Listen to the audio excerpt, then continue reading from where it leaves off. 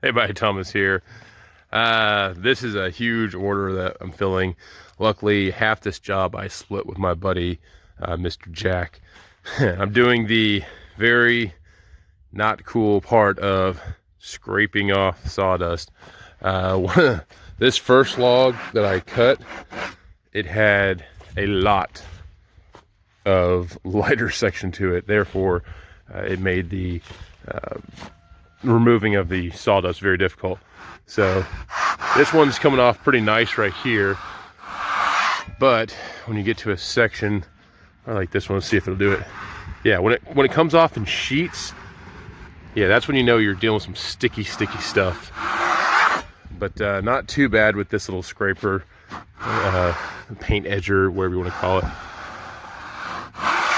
But I've got to go through and do this to 100 of them. Well, I did it back.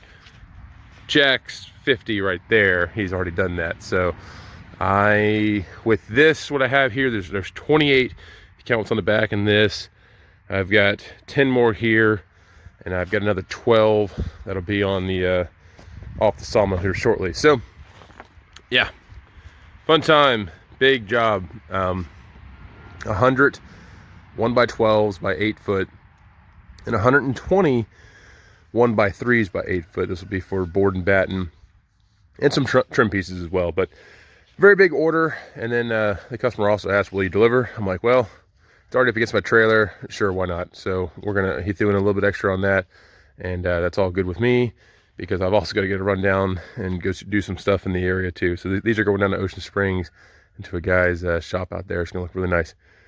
I'll see if I can throw in a time lapse of cutting up some of these 1x12s, and they're looking beautiful. I mean, very happy with the way they look. I think the customer's gonna be very happy too. Very, plain Jane job. I don't really like cutting dimensional lumber, but I will do it from time to time. It does help to pay some of the bills for fuel and for blades and stuff like that around the farm. So I'm happy. All right, see you.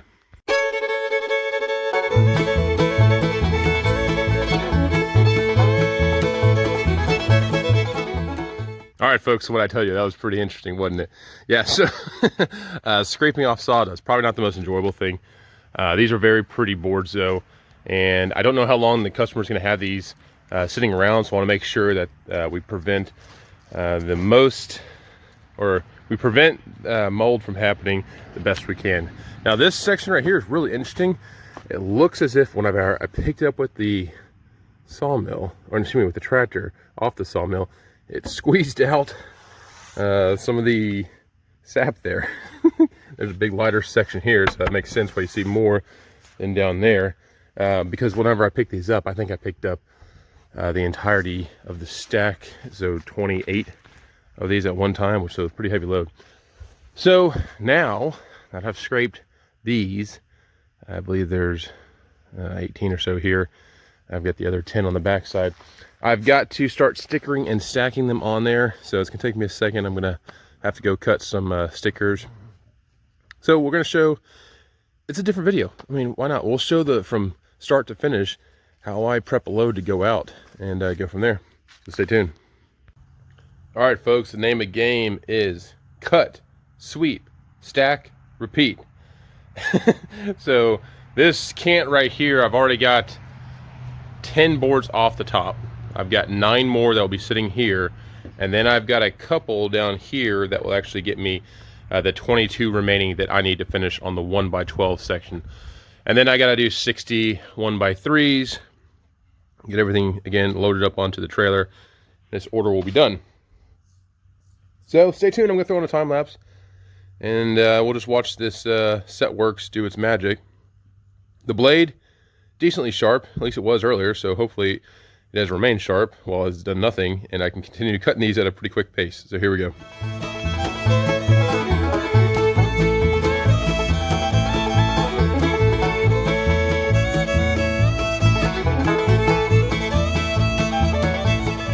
Well, folks, the Setworks is literally just amazing. Every one of these cuts was perfect. And I got a little bit distracted there at the end because all of a sudden, a baby Cariasaurus Rex baby Katie out here. Andy didn't know what she was either. Katie, Katie, did you come visit me out here? Ah, she's running from her natural predator, the timberjack. And she found her buddy. But yeah, pretty cool. So baby Katie might make an appearance as I go do another time lapse here and we stack up some wood on the trailer. Right, Katie? She's like, yep, I'm gonna get this puppy. Yes, I am. Go lay down next to my little girl.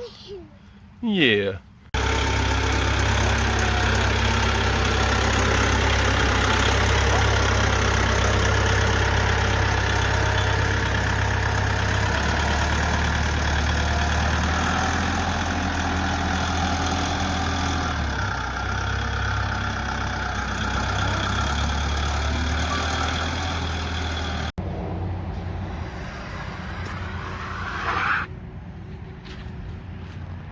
You gonna do it, Katie?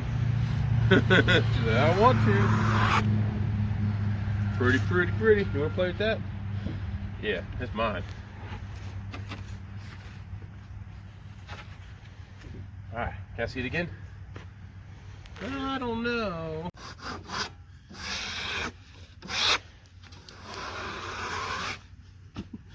Give me a second, little girl. I'll get right there.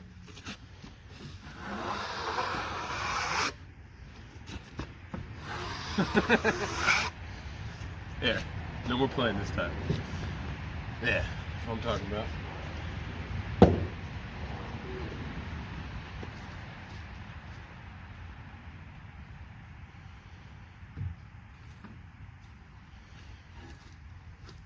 That's good.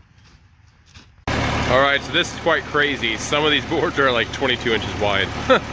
These are some of the offcuts from the last log that I did. Now I need to still get 3 more 1x12s, but I also need a lot of stickers and I need 1x3s.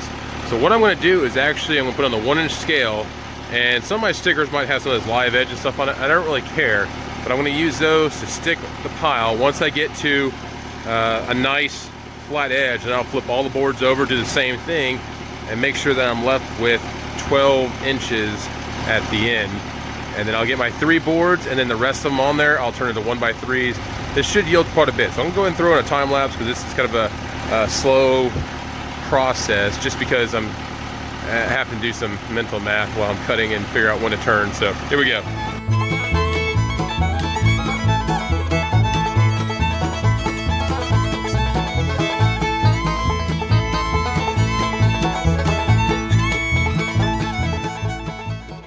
All right, so that yielded a pretty nice little stack of stickers that I can use with this job. And I'm gonna throw in a couple extra 1x12s just because I just couldn't see myself cutting them down. When you get a beautiful 1x12, it's really hard to cut anything less than 1x12.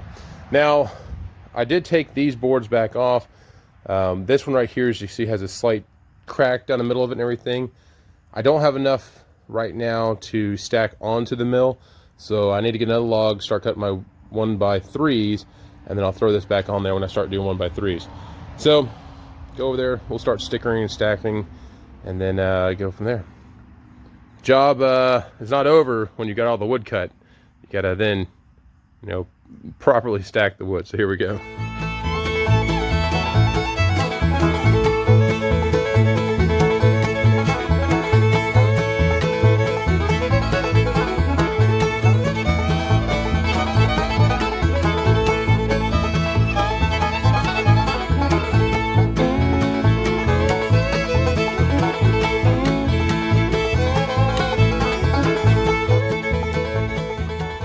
Don't you love it when things just work out? So I threw a couple extras on there, 2 to be exact.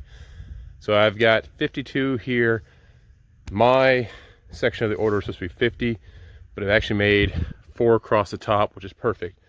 Now I've got to load on my buddy Jack's wood over there, and I've got to cut up 60 1x3s, and then this order will be done and ready to go down the road.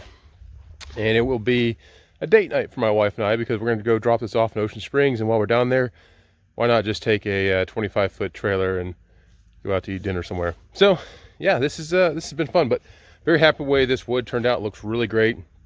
My stickers, I have a few extra left over there, which will be close, not quite though. I think I'm going to have to get some more for my 1x3s. So I'm gonna start cutting on those 1x3s and then hopefully get this job out of here within the next 2-3 hours. So, all right, y'all, see you around. Thanks. All right, for the completion of this video, I gotta do a time lapse because I've got 5 minutes of recording space left because I've been editing a lot of videos, uploading videos. Once I upload the latest one, I'll have some more space. But this right here, this one cant should yield me 48 of the 1x3s that I need. And I have another piece, it's not that one there, but there's another piece somewhere over there that should yield the last 12, giving me a total of the 60 required 1x3s to complete this job. So here we go, time lapse away.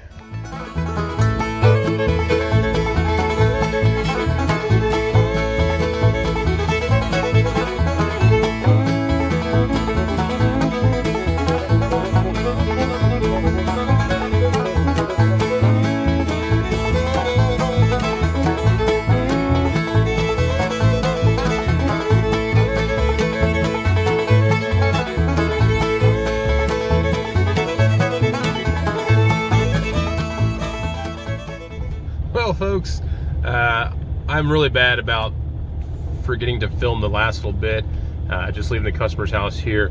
But I just wanted to show a video, shows how much work goes into actually prepping wood for a job. So hope you enjoyed. We'll see you around. Thanks.